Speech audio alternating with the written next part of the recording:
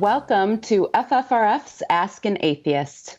I'm Rebecca Markert, the legal director here at the Freedom from Religion Foundation. I'm Andrew Seidel, FFRF's Director of Strategic Response, and it has been a tumultuous week here in America, and we're going to take a look at that with our guest, Mandisa Thomas, the president and founder of Black Nonbelievers. She'll be Skyping us from Atlanta. We're also going to examine a recent ruling from the U.S. Supreme Court that was handed down at midnight on Friday. And we should talk about President Trump's photo op at St. John's Church in D.C. earlier this week. An absolutely unbelievable moment. And as always, if you've got questions or comments about today's show, feel free to leave them in the comments right here on Facebook, or you can email them to askanatheist@ffrf.org. And we're going to talk about those live on the air. We're going to ask Mandisa questions. It's a time for all of us to learn. So, Andrew, let's start off by discussing that recent development at the U.S. Supreme Court. We've had shows discussing about how churches are suing to get around restrictions that were put in place during the pandemic. They want to have large in-person worship services. They're arguing that these restrictions violate their free exercise rights. FFRF's been monitoring these cases across the country, and we even filed an amicus brief in our home state of Wisconsin over a challenge to our own governor's order. We've also been following a case out of California where South Bay United Pentecostal Church in Chula Vista, California, sued Governor Newsom over his order to reopen the state, saying that that first phase of reopening discriminated against the churches. The order allowed retail stores, restaurants, and bars to reopen, but churches were remained closed. The church asked for an injunction so that they could celebrate Pentecost, which was celebrated this past Sunday. On Friday night, though, at midnight, the court denied the church's request. The decision was split 5-4, with Chief Justice Roberts siding with the more liberal justices. Andrew, you and I were reading this opinion in the wee hours of the morning. Do you want to talk a little bit more about this decision and what Roberts said? Sure. I mean, it takes a special kind of arrogance to claim discrimination in the wake of all these protests that we're seeing. But as you said, Chief Justice Roberts was the swing vote in this case. And only this time, for once, he got it right. We're excited about that. He pointed out that the order was aimed to limit the spread of COVID-19, a disease that's killed over 100,000 Americans, and for which he said there's, quote, at this time, there's no known cure, no effective treatment, and no vaccine. And then he went on to write, although California's guidelines place restrictions on places of worship, those restrictions appear consistent with the free exercise clause of the First Amendment. Similar and more severe restrictions apply to comparable secular gatherings, including lectures, concerts, movie showings, spectator sports, and theatrical performances, where large groups of people gather in close proximity for extended periods of time. He basically said what we've been saying this whole time. He did. It was really nice. Vindication. Yes, these restrictions are okay. In fact, he ended his concurrence by saying that the church's argument that the notion that it is indisputably clear that the government's limitations are unconstitutional seems quite improbable. Now, it was a split decision, and Justice Kavanaugh, who has never been very friendly to state-church separation, wrote a dissent in this decision. You and I were also messaging about that at length over the weekend. Why don't you tell us a little bit about what Kavanaugh said? Yeah, I mean, there are kind of 2 points to note here. First is that Kavanaugh and 3 other justices said that it's discrimination for the government to apply public health protections to churches, to apply those orders to churches. So 4 justices wanted to give worshipers a right to risk your life. And this goes to the heart of the Christian nationalist attempt to weaponize religious freedom. Under our Constitution, they have a right to believe whatever they want, but not a right to act on those beliefs, especially when those actions would impact the rights of others. And what you see is these 4 justices just don't get that. They want believers to have a license to do whatever they want, so long as it's motivated by their religious beliefs. And when we say religious beliefs, what they really mean is their conservative Christian beliefs. And what's the second takeaway? That Roberts did the right thing, but this was not a hard case. This was not a hard call, right? This has been settled law for over a century. This was easy. He did what every judge should have done. And yet we escaped by the skin of our teeth because the Supreme Court has really been captured by Christian nationalism. So I think I don't want people to view Roberts here as a savior simply because he did the obvious and the correct thing here. And we got to remember that the only time Roberts, for instance, read a dissent from the bench was his dissent in the Obergefell decision, which legalized gay marriage, gave us marriage equality. So I really think instead we ought to be deeply disturbed and truly alarmed that 4 justices on the highest court in the land were so very, very wrong. Now, this is not the last word on the issue, but at least it's a promising start. Certainly, there are still cases wending their way through the courts, including that one. And as orders change and the pandemic evolves, we're probably going to see more of these. We should also talk about Trump's spectacle at St. John's Episcopal Church in Washington, D.C. Truly, truly disgusting. On Monday night, without any warning, federal officers dispersed a crowd with rubber bullets and tear gas. This was a crowd of peaceful protesters in Lafayette Square right next to the White House. And they did this just to empty the area so that President Trump could wander over to a church and take this pandering photo op. And we've got some footage that comes from WUSA, the CBS affiliate in Washington, D.C., that everybody needs to watch.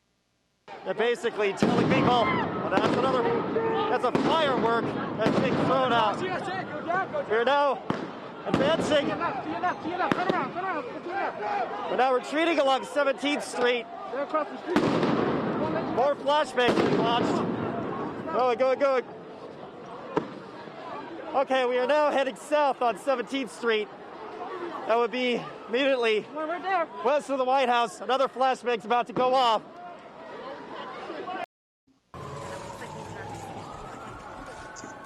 And it was all for this. This was the photo op that they were looking for.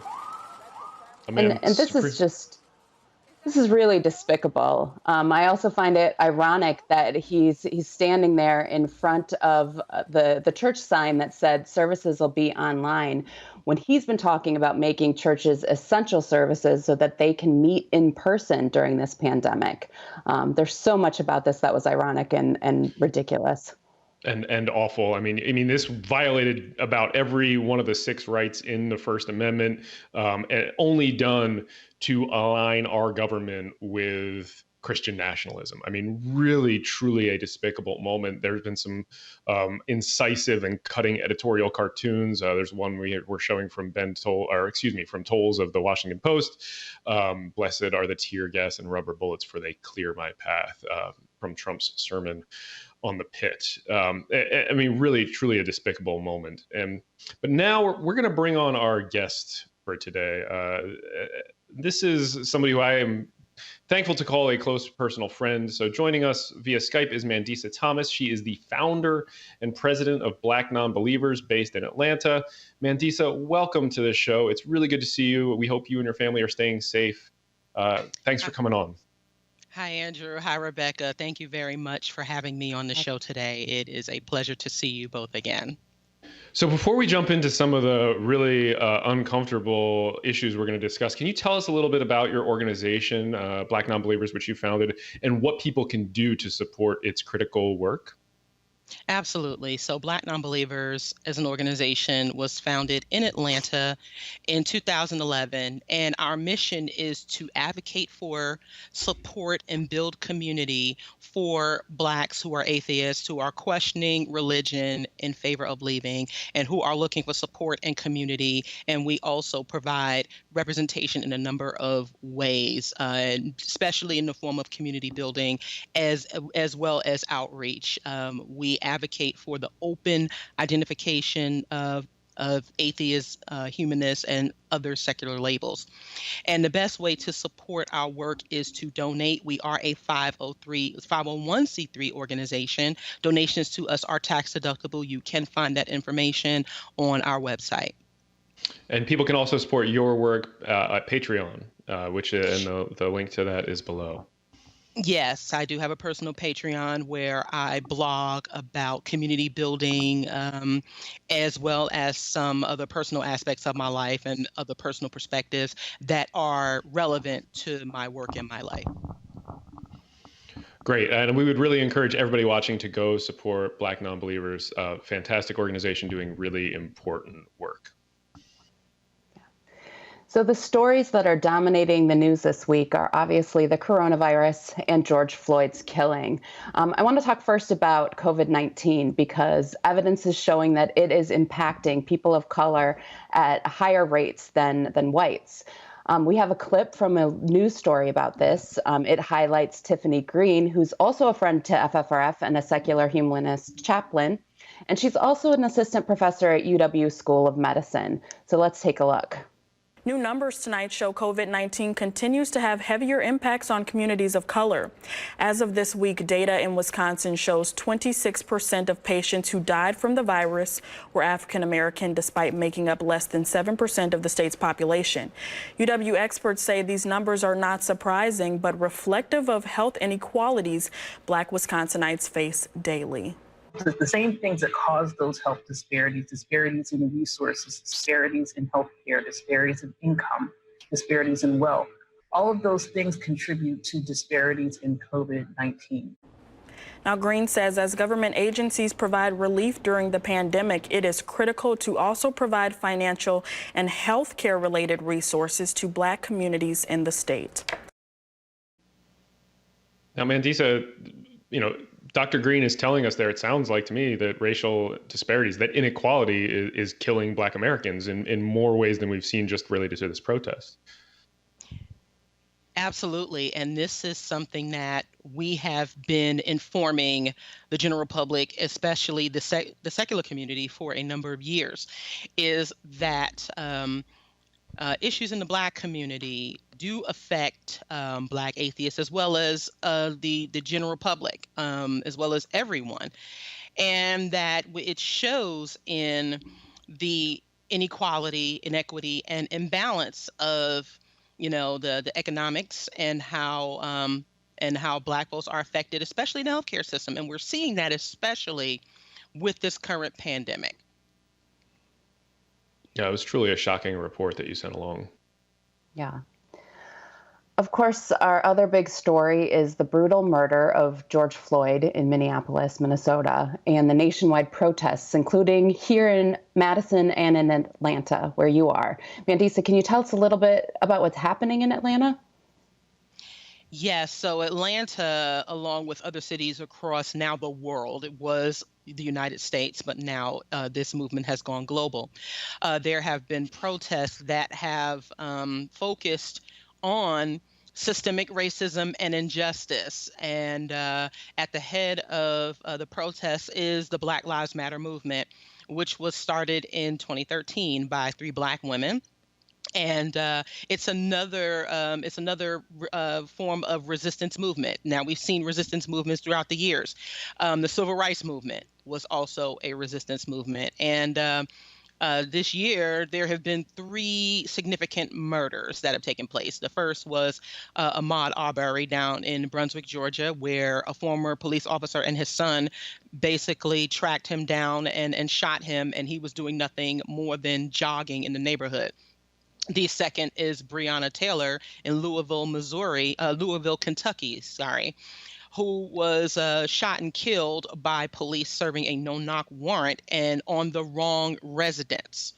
And the final was George Floyd, who was arrested by police. He was in the process of being detained and handcuffed. And there was a white officer who kneeled on his neck for about 8 minutes, causing his death. And it was videotaped. And so these are just 3 significant tragedies in a long line of deaths of Black people at the hands of law enforcement.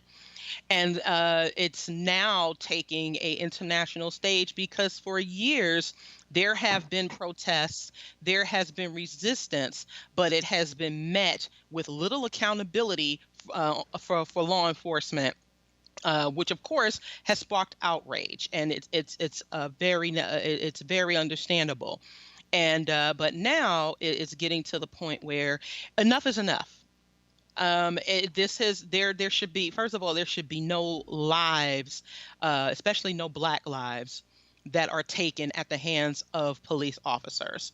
So now Atlanta and other cities across the world are taking a stand against the brutality.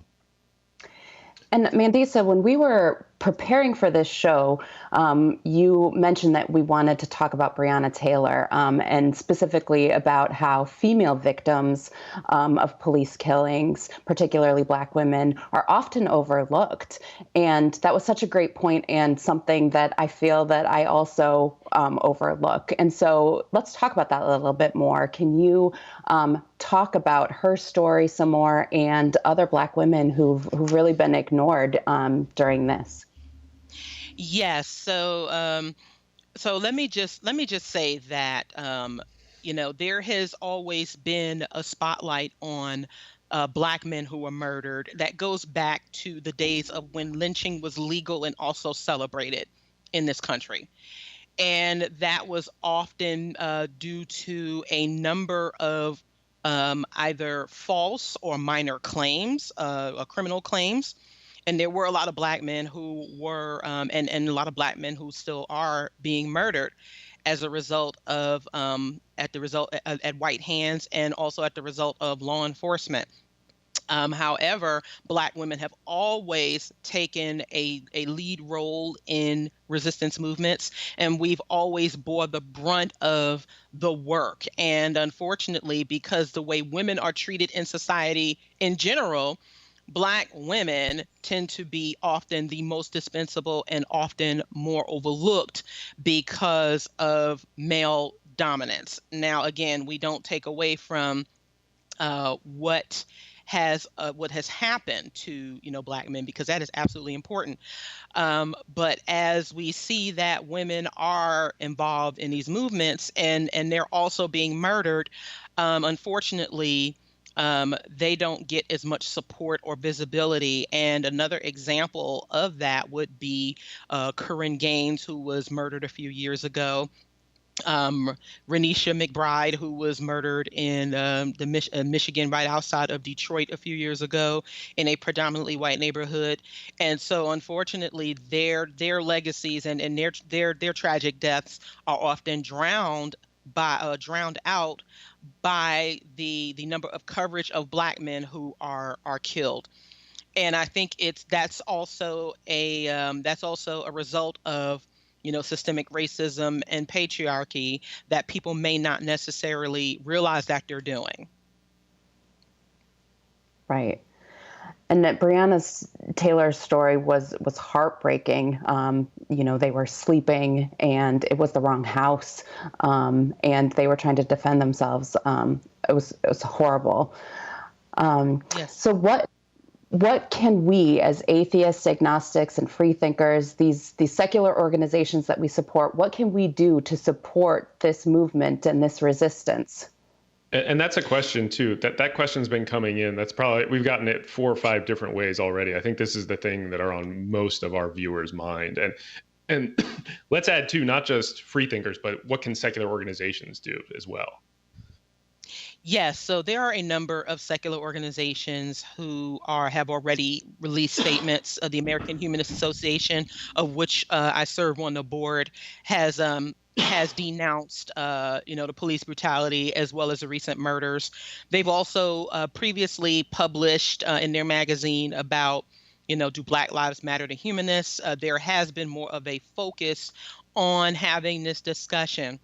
There are a number of humanists that could definitely take the time to educate themselves and have conversations with their children about these issues and how important they are, and how they hit more close to home than people realize. The time for being unaware or being willfully unaware of the issues that the Black community faces is over. And also, most important though, you can financially donate to Black organizations, especially that amplify Black voices, as well as the work that Black activists are doing in their communities that focus on harm reduction police brutality, and also community building. There are a number of economic justice, environmental justice outlets, because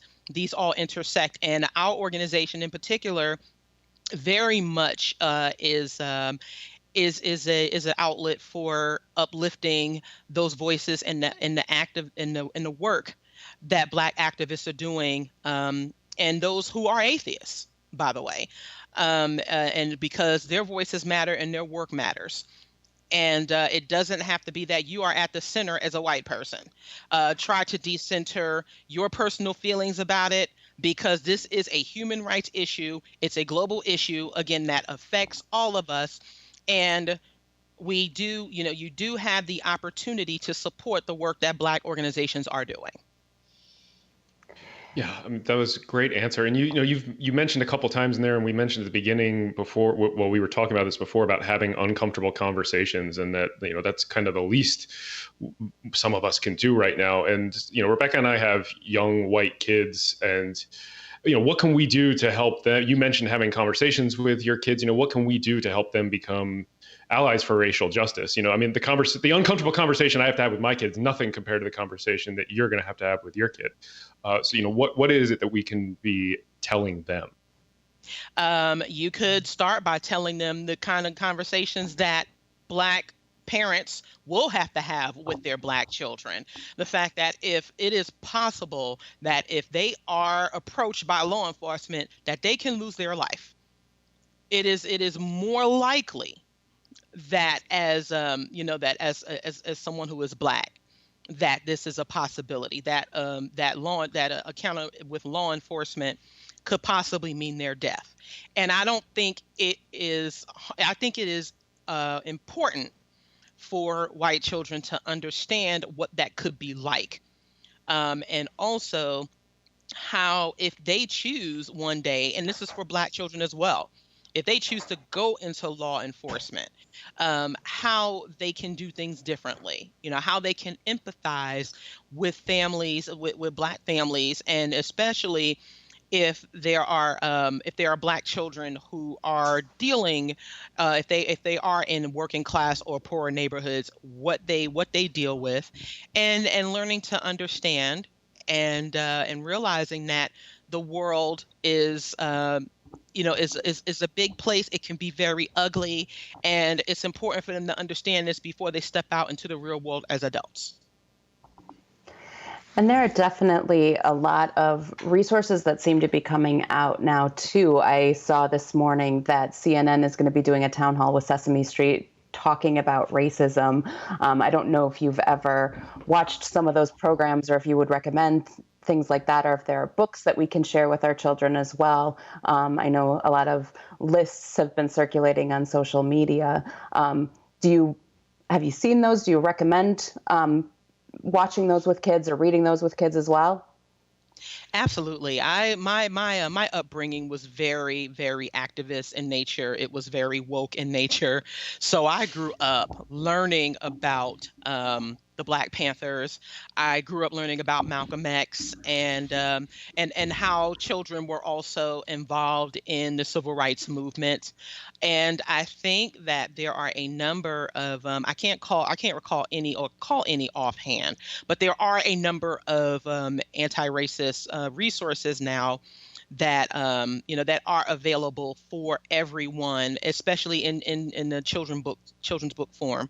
But I do recommend, at least for adults, reading The New Jim Crow by Michelle Alexander. That's definitely a amazing start. Book. Yes. And so, but yes, there are a number of resources that, that are Googleable. That is a word, for all children and all adults as well, to be informed and educated about what Black communities go through and what people go through in marginalized communities, and being more aware and also be willing to help.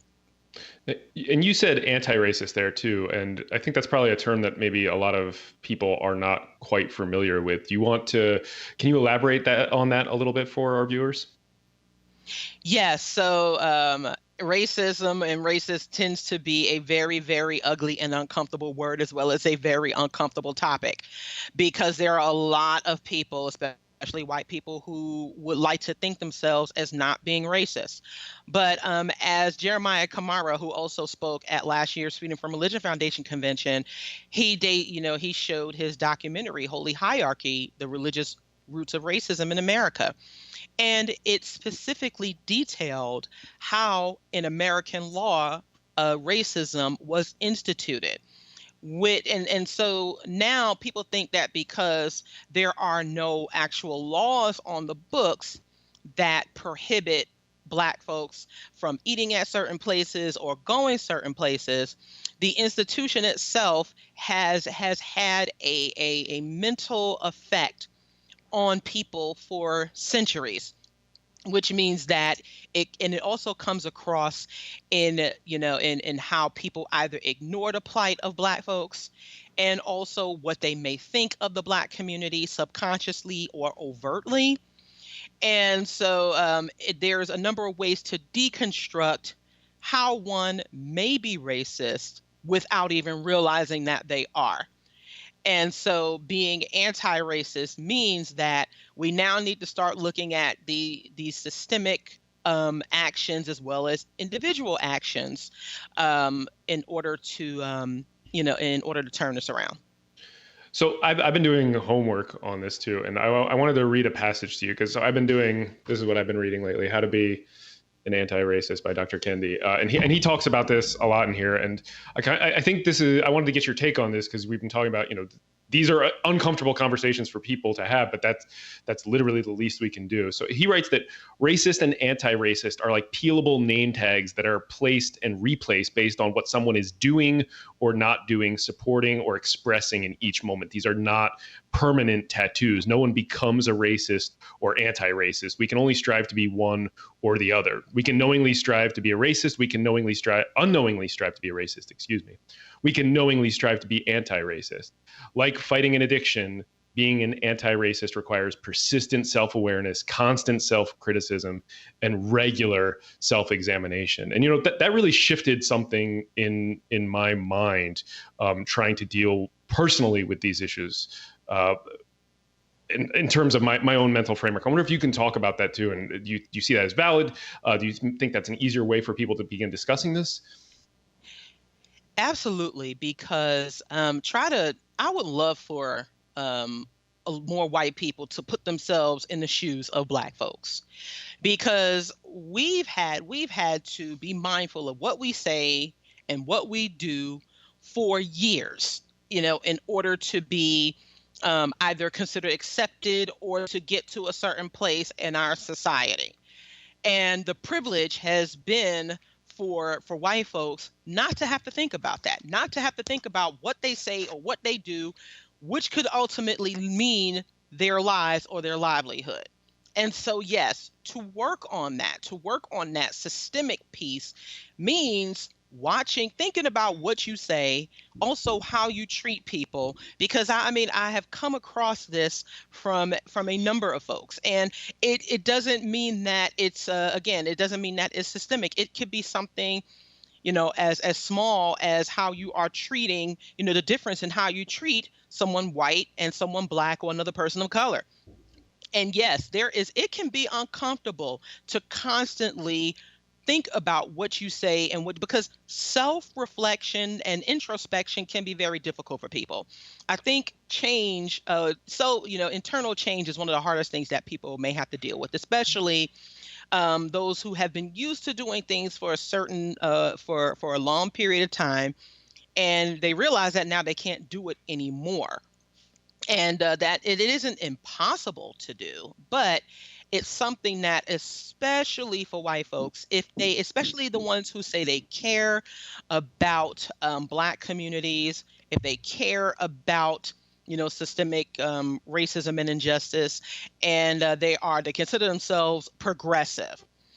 These are actually the ones who need to be minding what they do the most, because as we saw in the instance of Amy Cooper in New York, the white woman who called the police on the Black guy Christian Cooper, she was supposedly this bleeding heart liberal, but yet in her language, it was extremely racist. So we can look to that as an example of what we see a number of people do, even if they don't think they are racist.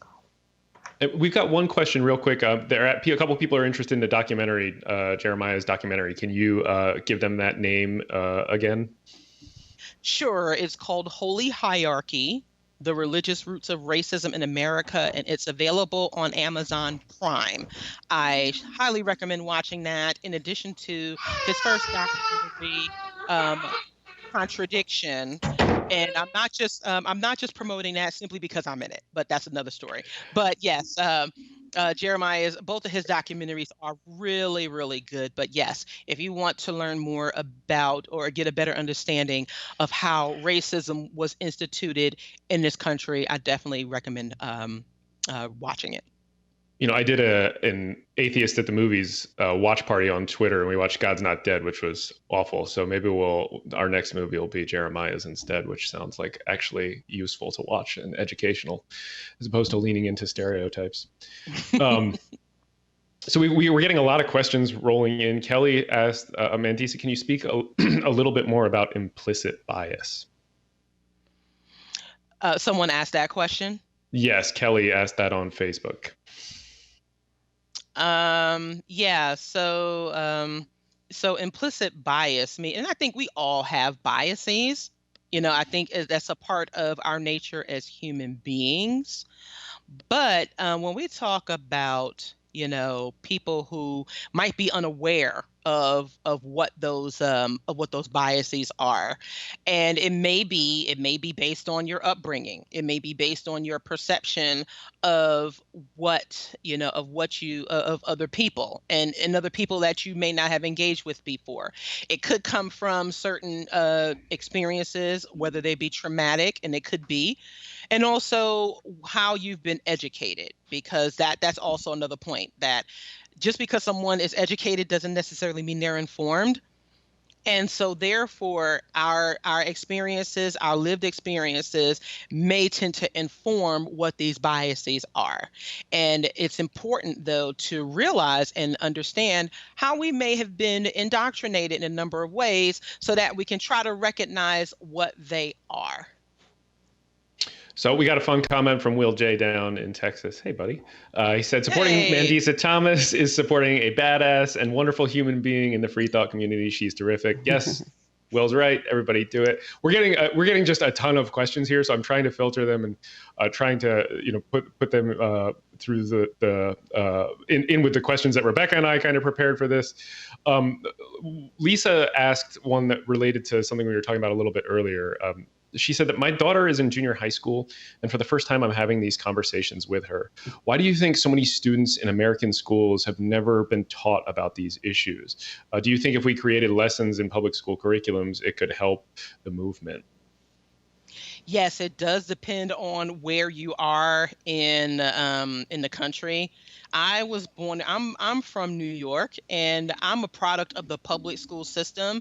So there were quite a few lessons that were taught about Black history, systemic injustice, and racism. And I was fortunate enough to have teachers who were, who emphasized that, who advocated for Black children to know that.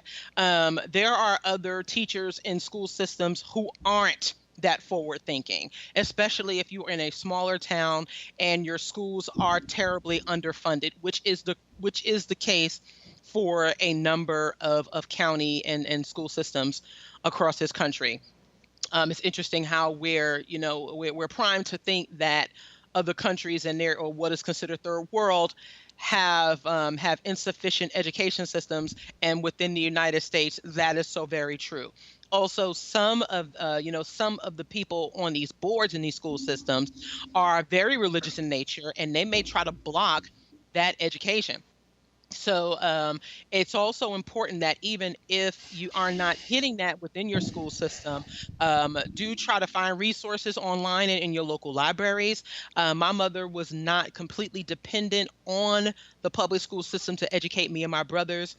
So we went to the library and we read. I was an avid reader as a kid. We went to a lot of cultural programs that were often free in New York. So if you can find those resources in your area, it is possible. You can definitely utilize them to show and to talk with your children about them. And I think it is important to start talking about it now. Excellent. So I want to ask another uncomfortable question. Secularism as a movement is largely white, and I think that's an uncomfortable point for many people in the movement.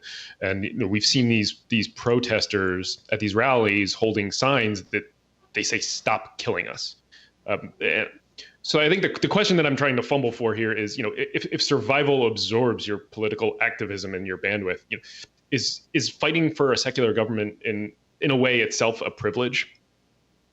It actually makes it more important to fight for a secular government. However, the means to do it does differentiate and it does vary, because many supporters of the secular movement, which is completely understandable and completely valid, tends to overlook that secular government or the government has been overtly racist and discriminatory towards the Black community and other marginalized communities. So it is more important now than ever that secular organizations understand how these fights and how these protests actually align with the work that they're doing.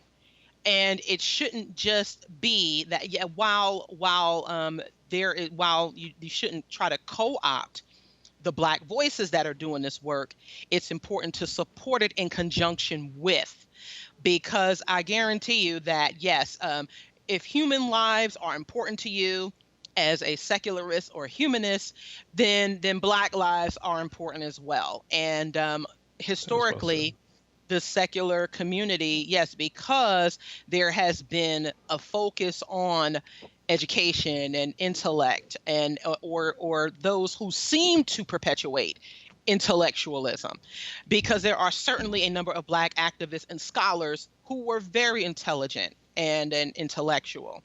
Unfortunately, those legacies tend to be overlooked by the majority of secular organizations. And I don't have a problem discussing that, because it is definitely, it is time for us to have that. It's way past the time for us to have that conversation as to who is presenting this information and why this labor always tends to fall on Black leaders and activists and organizations with very little support. That's often that's a point that needs to be made, because it's not that the information isn't out there. It's who is willing to do that work and who is willing to support others doing the work. And on that note, I was just told that we're interviewing Jeremiah Kamara tomorrow on Free Thought Radio to talk about his documentaries again. So nice. People may want to tune into that. Rebecca, there's a question sitting on your G-chat. And then we also have a question, and this is something that I hear all the time, and it's frustrating and it's trollish, but I'm going to ask it because I think it's important for people to have a response to this silly argument, Mandisa. It came in via email, and the person writes, I was talking to my dad and telling him how I supported Black Lives Matter protests. He responded that all lives matter as a gotcha. So how do you respond to the all lives matter people who are really trying to belittle the importance of the Black Lives Matter movement? It's interesting how all lives matter when for trivial things. It's like, it should be it's supposed to be a given that all lives matter. But when it comes to other like marginalized groups, people of color, trans men and women, all of a sudden their lives don't seem to matter to certain, i.e. white people. And as there are a disproportionate number of Black folks who lose their lives as a result of these systemic issues and actions and law enforcement, it's as if our lives are expendable. And so we need to show that yes, our lives do matter, because Black folks all over the world do seem to be expendable and overlooked in favor of others. And so yes, as people don't have to think about whether they have to deal with this up front, and because I came from a neighborhood where I had to see this up front and close and personal, and so there are others who may not have had to. And so having that that perspective, and it's like we're not going to force you to to try to understand what we're going through and what we're fighting for. But just know that that is a bias to say that all lives matter, because that means that you're becoming defensive to communities and people who have been subjugated for far too long. Yeah, that was a great answer. And there've been some good answers too floating around online. I saw a web comic actually, that just like really hit home as two houses, one on fire, one not. And the similar conversation, one guy saying all houses matter. Anyway. Yeah. Yeah. Well, we have a question from our own co-president, Dan Barker. He says, "Hi, Mandisa. Did you see the Bible Trump was holding as more than a simple Christian nationalism? Do you see it as an instrument of oppression, especially since it endorses slavery?" Well, yes, as it is definitely a symbol of oppression, especially as this very sociopathic white man is holding it. And this has been the weapon that many people have used to oppress and murder many. And the people tend to forget that the Ku Klux Klan was a Christian organization that also included law enforcement officials and politicians. So for people who don't think that these things are connected, they would be wrong. And so yes, he is holding up a very, very long-standing symbol of oppression, and actually for him to be holding it as that same day he ordered tear gas to be used on protesters in DC, for him to use that is just it's very typical. I can't even say it's hypocritical, but it is typical of Christian nationalism, which does include racism, and oppression. So one of the questions that I have, and I'll probably also fumble through this as I'm thinking about it, is that these riots and these protests are happening, and they've been happening for a number of days now, and it really feels like that this is a moment that could really transform what's happening in our country, and really be a time for us to really change and end things. And I know movements don't always end, they evolve, and there's always work to do. But my question is, how does this end? And I had posed this to my husband last night while we were talking, and I said, how does this end? Because everything seems on fire, and this just seems like the lowest of the low. And he said, well, it was like this during the Rodney King protests and riots, and that went on for about a week, and then everybody just kind of moved on. And that was really disheartening for me to hear, because I feel like that's very similar to the Me Too movement, where like women make this huge splash in the news, and there's all this talk about change and women running for office and things like that, and then it kind of fizzles out, and then 20 years later, here we are again. But I really feel that this moment is different. And do you feel that way? And how can we make it different if it's not? So yes, I'm a history buff. I'll give some background on that. I'm a history buff, and so I've read up and been educated on different resistance movements and riots that have dated back to early early centuries in the United States. The civil rights movement certainly was a resistance movement, I would say. And also, especially once Dr. King was murdered, the riots and the unrest that took place after that. And so, yes, we see this resurgence about every 20 years or so. And I think the problem comes in when, as a general public and also our officials, we tend to move on to the next trending topic or the next trending cause. And people don't realize that the work on the back end still needs to be done. So yes, this is transformative, hopefully in the way that we see that, first of all, this has been going on for way too long. There should be no reasons why this is recycling every 20 years or even every year.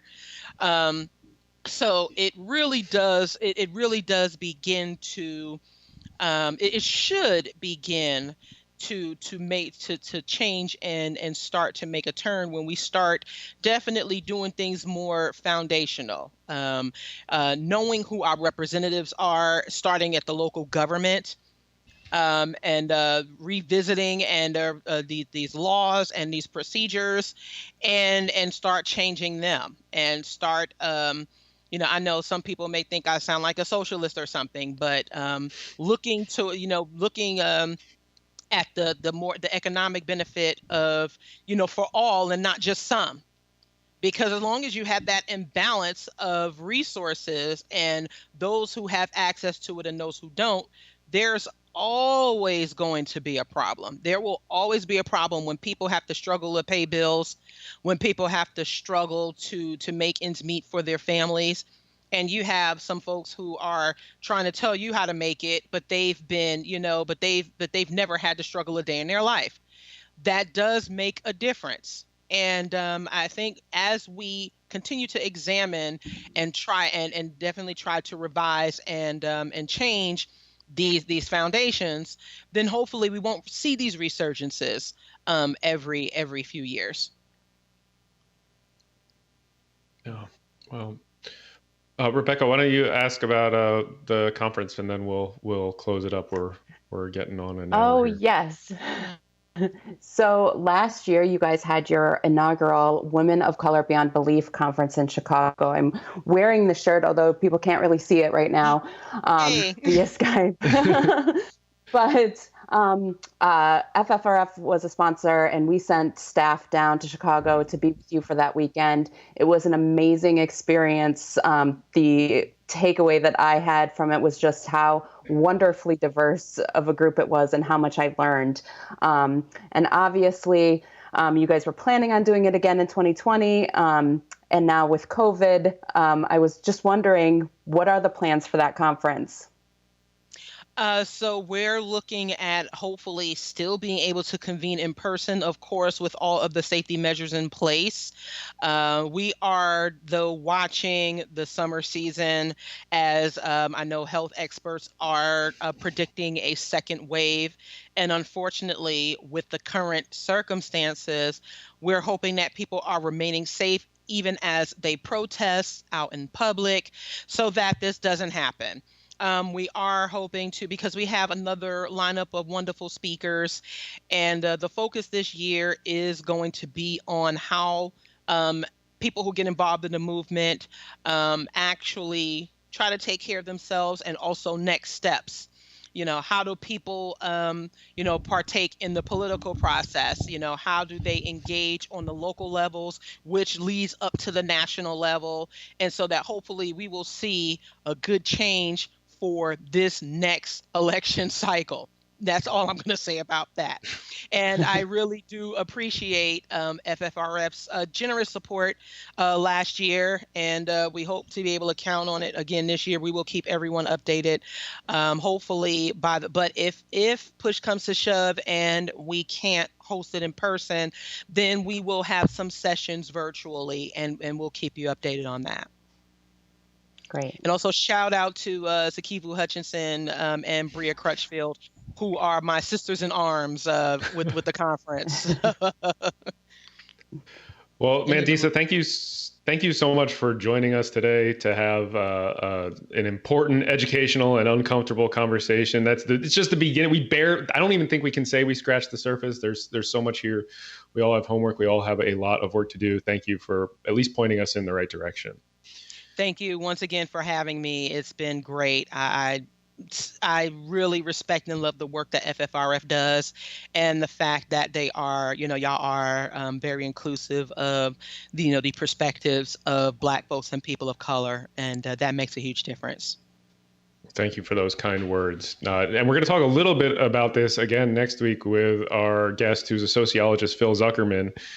He was tweeting out some data about how African Americans and secular Americans seem to have the strongest understanding of systemic racism. We're going to talk to him about that and the responses to COVID across religious countries and religious states versus non-religious countries and non-religious states.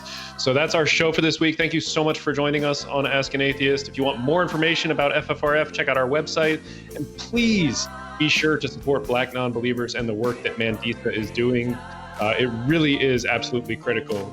Support her on Patreon, support Black Nonbelievers, and check out FFRF too. We'll be back next Wednesday with another episode of FFRF's Ask an Atheist.